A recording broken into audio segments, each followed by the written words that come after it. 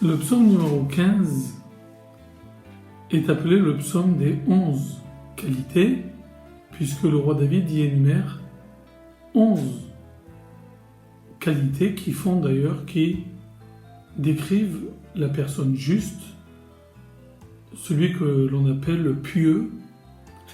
Alors ce psaume numéro 15 est construit sur un mode de questions et réponses. Ce que le roi David demande dès le début de ce psaume, il demande « Éternel, qui séjournera dans ta tente? Qui séjournera dans ta maison, dans ton temple ?» En fait, la question est la suivante.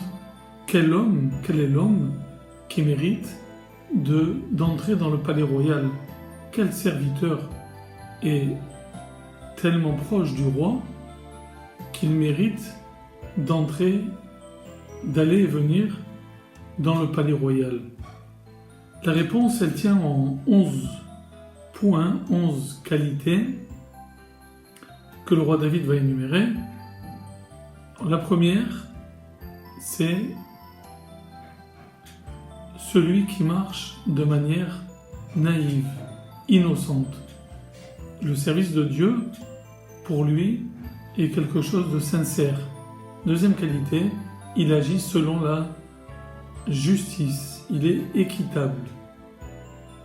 Troisième qualité, il dit la vérité dans son cœur, il est sincère, il est authentique, c'est un homme qui ne ment pas, il dit ce qu'il pense en son cœur, et également ce qu'il pense, il le dit.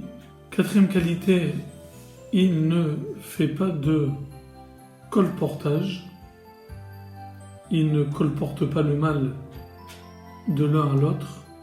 Cinquième qualité, loasa vereu ra'a, il ne fait pas de mal à son prochain, il ne fait uniquement que le bien.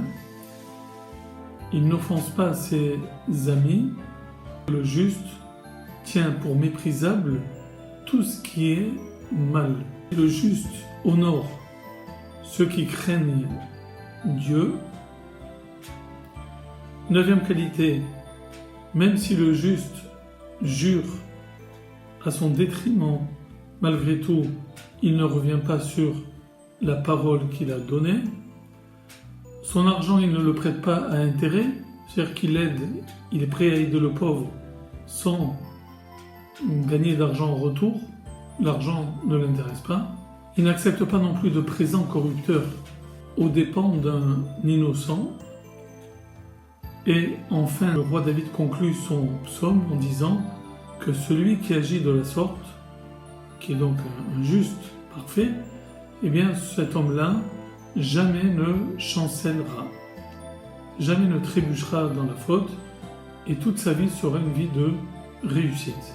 Celui qui respecte ces 11 qualités, eh bien peut être qualifié de serviteur de Dieu, et à ce titre, il a le privilège de pouvoir séjourner dans le temple qui est bien sûr la maison de Dieu.